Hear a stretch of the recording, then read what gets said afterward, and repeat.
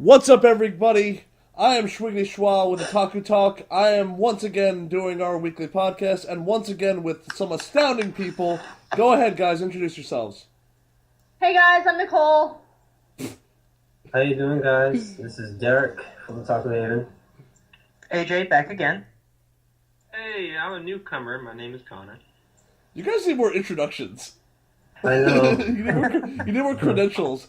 Anyway, so now with the big splash of Christmas movies, we're going to talk about one of the big ones from that ever-adoring series. We're taking the Hobbits and Wise are gone. We're taking the Hobbits and Wise are gone. We're taking the Hobbits and Wise are gone. God. Oh, yeah, right. God. So, like I said, the Desolation of Smaug came out last month. It's the second in the prequel trilogy. I don't know why they're breaking The Hobbit up into three movies, but whatever, I guess. It's fine. Money. Yeah, Exactly. Oh yeah. Well, that's pretty much everything else. That's what I said about Harry Potter. When they did the Deathly Hallows into two parts. It's Harry Potter and the Money Train, and Harry Potter all the way to the bank.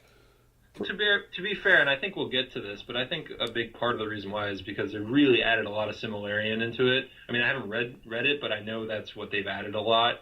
And I think they're making it flow well so far. I mean, there hasn't been too much, maybe in a little bit in the second one, we'll probably get to that, but I think there hasn't been too many situations where you think, oh, they didn't need to add that. Well, that's two of the books that any fan really needs to pick up. If you want to be like the uber fan, you gotta find the Untold Tales and the Silmarillion, which is pretty much provides like a whole lot of background story. Provides where the elves came from. Sauron is not the biggest baddie in all of Middle Earth. He's actually someone's lieutenant. It's weird. And there's like a whole big pantheon of gods that have this whole big ruckus going on before all this stuff even really happens. So that's always a big deal. But anyway, moving back on topic, what did you guys think of The Hobbit and the Desolation of Smaug? Nobody says it right. It's weird. It's a fan fiction. It's a fan fiction. It is a what? How? Explain yourself. I mean, it's just ridiculously going through all these things that the fans know that they can point out from Lord of the Rings. I mean, they even go through the trouble of using half of the same lines just to be like, oh my god, I know that. Oh my god, I know that. You know what? Along those lines, I'm going to say some things, and here's where I'm going to say spoiler warning to everybody. We are going to be talking about the plot a little bit. Spoiler alert. I don't think Legolas has any right to be in this movie. Yes, he does. No, it's pretty much just him flipping around and showing that he's Legolas, and we know that Legolas already kicks a lot of ass. Especially the barrel scene. But Good lord. You know what? But this Favorite is scene. even more Favorite intense. scene in the movie was the barrel scene. That was awesome. So radical. I know. Well, along the same lines, not even the she-elf. She's not in. She has no right to be in the movie either. But it was a nice balance. She's not even in the book. You know why? There are no female characters in the book, from what I understand. Lord of the Rings is a huge sausage fest. Yeah, it really is. But God. it still balances really well. I mean, they really didn't need him, and they use him to tie in the movies together with the little scenes where he's talking to, Gimli's dad. Oh my god, what a dick! That was Amazing hilarious. That was funny. I mean, it was funny, and it just kept the movie flowing, and it showed a little darker side to him. But yeah, he wasn't necessary, but it was still fun to watch. And what is this? That was my wee little lad. Yeah. No. And what is this? Some She-Hulk monster? That's my wife. and some troglodyte pig. That's my son, Gimli. Jason, you know it's true. All the she-dwarves have beards. It's the beards. Yeah. I think it's cool though. I mean, why not? Go for it. Dwarves are awesome. Yeah, dwarves are radical, and we see it firsthand because when they walk into Ebomir, the sheer scale of the city with the amount of gold in there is just mind-boggling. Bottles the mind in a bottle. Because I said it wrong. That was awesome. That was a good one. Any other opinions so far? Um. I mean, was it a good movie? We should really just say. It was a good movie. I can't lie. It was a really good movie. It was a joyride from beginning to end. I mean, like we said before, a lot of stuff that was added was really unnecessary. But hey, whatever flows with Peter Jackson, just give it to him because he honestly he can't be wrong. he can't be wrong. I mean, look at what we've seen so far. Look at the previous trilogy and see how successful that was. Well, even then, and we were discussing this before, like these book to movies and stuff like that can never be exactly like what they're gonna do because there's a lot of scenes that doesn't really fill in. There's a lot of stuff that just are designed to pad out a chapter and doesn't really fit in very well with the cinematic and stuff like that. And a lot of people like rip on this for that reason though, but oftentimes you get some scenes that don't belong but that add a lot of tension. Like, I do not recall the white orc that was introduced in the first part, in the first Hobbit. Yeah. And this had a lot of tension to actually moving. Now, instead of just trying to get to the mountain on time, they have to get to the mountain because a bunch of orcs are following them. Yeah. But it did add something, and I think it balanced it out. I mean, there's some situations where the book it maybe falls short, and this kind of makes up for that. And it's all about balance. I mean, anytime, in my opinion, because I follow book to movie transitions a lot, or even book to TV, it's all about balance. And I think this series, more than anything, has balanced it really well. I mean, the first movie really hit a lot of the main plots. I mean, this is not even having read it in a long time. I still remember a lot of the main plot points, and they hit every single one very, very, very well. And more on my controversial opinion is that I actually like the first one better than the second one as a movie because of that reason. And I also think it really introduced and showcased dwarves really well in the first one. I mean, they didn't really show their individual traits, but as a group, as a company, like when Gandalf says, "Hey, they're a merry gathering," they really showcased that, and I think it was really enjoyable to watch. So that's my different opinion is that I like the first one better. Actually. I don't disagree with you. I really don't disagree with you. I think the first one is better, but it's only a little bit better just because there's certain problems with the second one that I'm going to get to later. But I want to find out what everyone else thinks so far. So Nicole thinks it's a fanfic, and then we got some guy that thinks the first one's better. Who hasn't spoken? What was it? That would be me. Yeah, there we go. Go for it. I did not like the first one. I damn near fell asleep during it. This one was a little bit better just because there was a little more action in it, in my opinion. Because I went into all the books and I was just like, I haven't read any of these. I'm just going to go through them and see how it goes. So just going in completely blind off not reading anything and not knowing much about like the hobbits and everything, I did like the second movie more than the first movie. All right. That's actually pretty cool. I think the dragons, Benedict Cumberbatch and Smaug really made the second one worth doing again. Yes. He was just epic. That voice was just gorgeous. Anytime. What a prima donna! Let's not forget he also played as the necromancer. Yeah, he was the necromancer. You're absolutely right. Forgive me for not mentioning that. He was amazing as right. What the dragon was the necromancer? Yes. Yeah, it's the same voice. There's literally a guy that just goes around and says, "I'm the voice actor for evil stuff." Yeah, pretty much. But his voice was just done so well, and he made it worth it for me. Go ahead, man. I'm sorry. I just want to point out, he used that voice he used for Khan. Yeah, right. That's the same voice. Yeah. Oh, yeah. It's almost the same voice. I mean, he's just got that great baritone. I think there was a really great joke about, if we could get him, Alan Rickman, and somebody else in a deep well just to get that resonation, everyone would scream their band. It'd be like the perfect barbershop quartet. I'm sorry, Nicole? Morgan Freeman is the third person. That was the third person, yeah. But see, he made it worth reviewing. And another thing that I always judge movies by, and this is how another reason why I knew I liked the first one better than the second one, is immediately after the movie, I think about how much I want to go see that movie again. And The Hobbit I saw 4 times. The first Hobbit I saw 4 times in every single kind of format. IMAX 3D, regular 3D, 2D, and D-Box. And if you've never enjoyed a movie in D-Box, it's really fun. Wait, is that the one where the chairs move? Yes.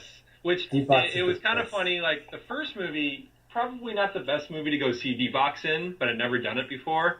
Like, it was really, the goblin scene where they're all kind of running down and you're kind of falling, the chair makes you feel like you're falling all over the place. That was a fun scene. Overall, the first movie didn't have a lot of action sequences. Like, I'd love to see the second one. But it had a lot of the emotional impact and the setup for it. And that's what I kind of appreciate about the first one versus the second one. That's true. But so my first one versus second one, the second one I didn't want to see as much again. Like, I wanted to see for the dragon because I really enjoyed him. I thought they really did the dragon, not just the voice, but the acting, all about the dragon was done really well enough that I wanted to see that again. And by the end of the day, Benedict Cumberbatch, basically Peter Jackson said that by the end of the day he had to bribe Benedict to come back from doing the dragon. He's like, okay, come back. We're done acting. And Benedict's just like, but I want to be a dragon. That's funny. And what I'm impressed about his performance, he not only did the voice for Smaug, he did motion motion capture for Smaug as well. And I was like, wow, really? It's like, can you even really do that? There's like multiple limbs. There's multiple joints in the limbs. He literally became the dragon. He was Smaug. Ever since the Avengers, where with Hulk, that was the first time the Hulk was done with motion capture. Ever since that movie, not beyond obviously what's his name? Who's the Gollum, thank you. Wow, I'm forgetting his name. Andy Gollum, ever since, he's been doing that forever, but beyond that, it's becoming more and more common. The first time I remember it was the Hulk in the Avengers, which I had thought Edward Norton had done when he did it, but actually apparently that's not true. Or I don't know if that's true. But yeah, that's impressive that he would do that, and I think he did it really well. Well, if you're gonna motion capture like a velociraptor, you're gonna act better than a velociraptor, Yeah. So like it kind of, I suppose it kind of helps though. I just didn't even think it was really possible, considering like it's got arms out to here. So he's like spider crawling throughout the entire set. That's all I'm really seeing right now is this one guy doing it. I would imagine they would really focus on his face too, because you could really tell the facial expression was really done well. That was one of my favorite It was parts. fantastic. That was his face. Yeah. Yeah. It was. So you're now a dragon. Yeah. 2 dragons. 2 dragons. That was the reason why I wanted to see it again. Just like if I could have skipped to just him, his conversations. It was just everything about that series of scenes was great up until the end. Even the end. Oh no! I even like the end. Like the dwarves had like a really awesome plan about how to stop this thing. It just didn't work, I mean, like it was kind of peculiar. We knew it wasn't going to work. And no, it was kind of peculiar that the statue stayed for that long. And there was like a slight instant I expected it to open his eyes. I don't know why. Like if it opened his eyes, I'd be like, wait a minute, that doesn't make sense. But I was expecting that to happen. But it was a rather cool idea. Covering something in molten gold is generally a good way to kill something. Per usual, that of course, whatever. But now let's get to the actual bad points about the movie itself, though. And there's a few things that I didn't like that kind of made the Hobbit better. First of all, the characterization seemed to have been marred ever so slightly with a lot of the characters in the second one. First of all, this trip is rough. They've gotten captured 6 times? Yeah. They've literally been in prison for 6 times, and Bilbo saves them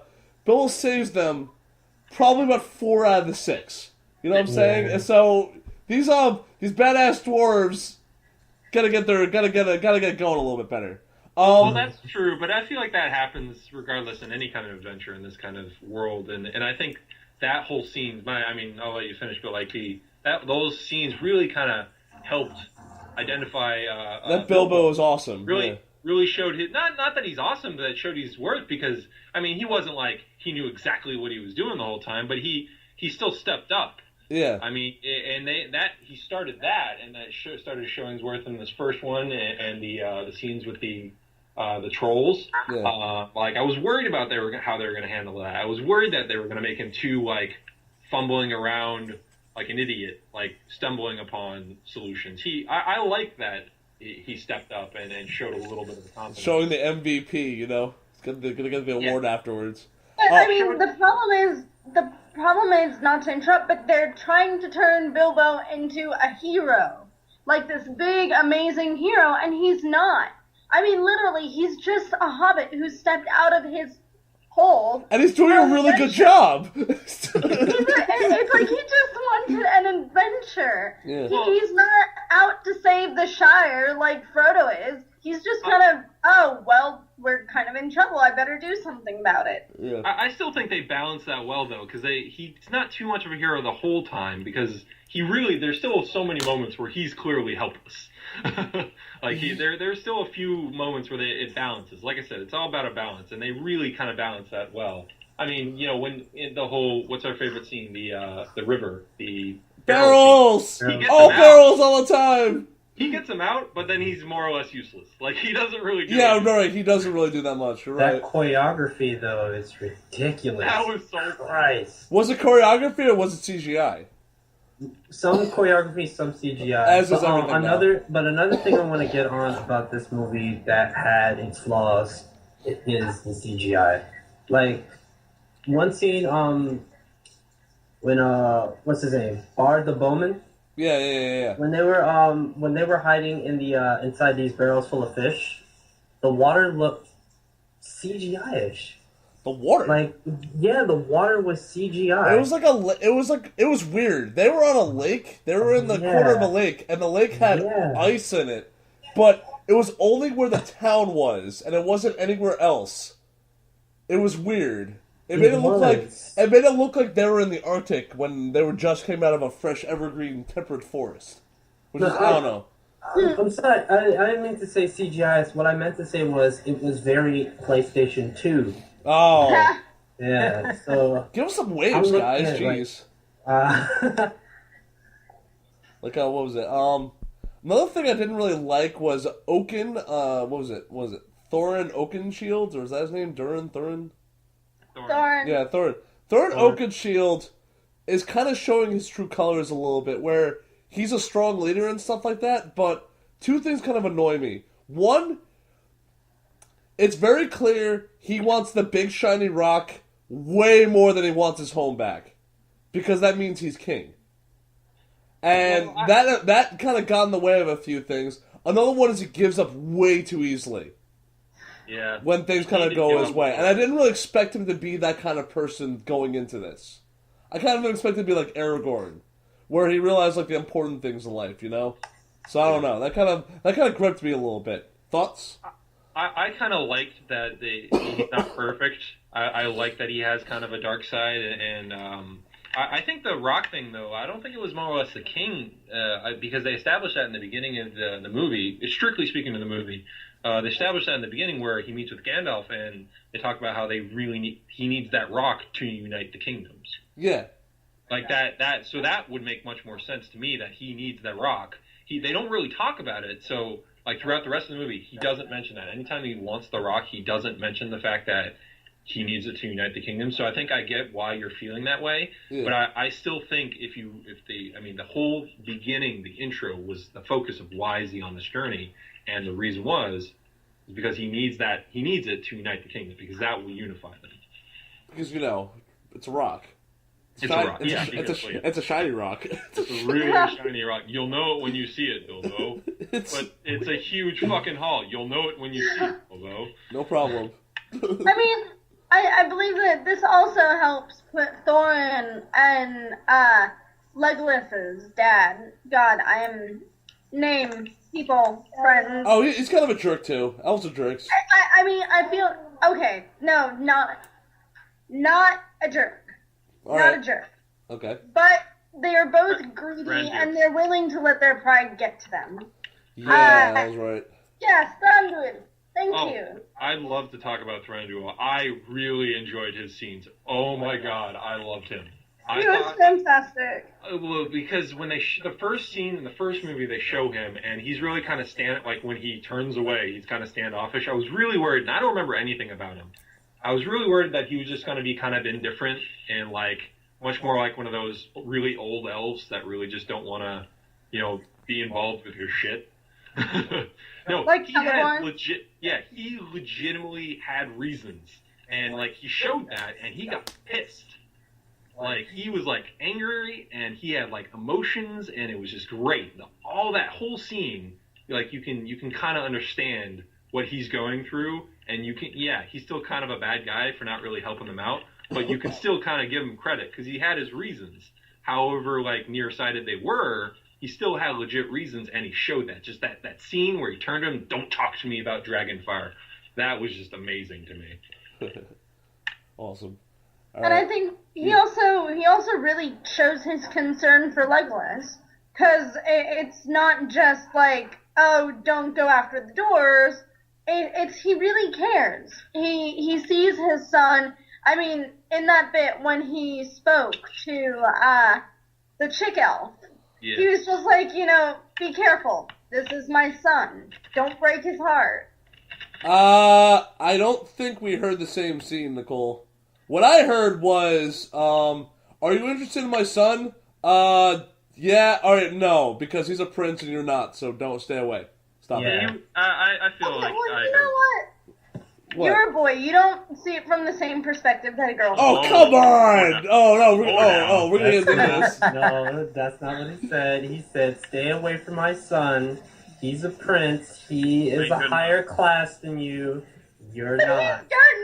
I feel that that's just an excuse. That's just an excuse. I'm sorry. I don't. Just looking at the movie, I do not see that he was very caring. He didn't really show that. He's also there's really no scenes where I mean you can stand by it. There's really no scenes where he was talking to Legolas and he showed any kind of care. It was really, I think the whole thing where he was talking to her really just was more of a classist kind of thing, where it's you're not good enough for my family. Get the fuck out. Like, I mean, honestly, even she was talking down on her own self. Like she felt unworthy. Yeah. And I think that scene more or less. Yeah. I think that scene more or less wasn't even. Can I just put it out there? Who wouldn't feel unworthy of Legolas? You're talking about Orlando Bloom, not Legolas. You're talking about Orlando Bloom. No, I am talking about Legolas. Orlando Bloom's completely different, which I'm willing to get into, but we're on a podcast. Wow, you fangirl. You fangirl so hard. You're just jealous. Oh, shush. It's whatever. It's fine.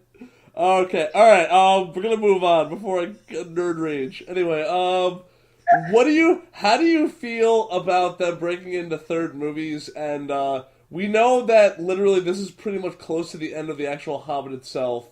If anyone's read, the only thing we gotta deal with is Smaug, and then we have the War of the Five Kingdoms. Now, unless the War of the Five Kingdoms is gonna be 2 hours long, where do you think this is really gonna go into? Oh, we have the thing with the Necromancer. That's one last thing we're gonna resolve. Honestly, I don't remember anything else. I almost. That's it. That was where it ends, and this is it's supposed to take like 50 years later. Yeah, I don't even remember, and I kind of want to close the podcast because I don't want to spoilers. Oh, no, I warned people about spoilers. Yeah, you're right. You're right, but I don't remember. They know what they were getting into. They know what this was. Yeah. Somebody's gonna die. Oh yeah. Probably a lot of somebodies. Oh my god. An awful lot of somebodies. It's gonna break everyone's heart. Oh man, what was it? No, it'll be fun. Everything will be fun. It'll be great. The question that you posed, though, I'll stick to that. I don't mind what any.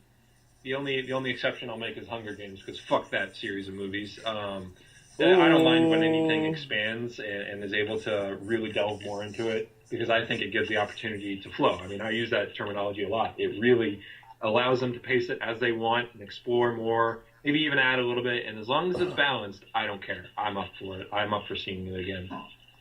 It got a little drawn on last time. I mean, by the end of it, I I almost fell asleep in the theater. I mean, Yeah. maybe that was just Ooh. because I was just exhausted, but I mean, it was like, after a point, I felt that they should have cut it off just a little bit, because it's hard to sit in. I mean, I understand at home watching like 4 hours worth of a Lord of the Rings movie or 2 hours or whatever. But when it's going on like 2 hours and 45 minutes of a film in theater, it gets a little difficult. They could probably shave off maybe 5 to 10 minutes of just Lake Town alone, because that's like that's the downward spiral part. That's not really that important, you know? Honestly, an idea I had that I'd like to do personally, and obviously it's not very legal, but like it's more or less.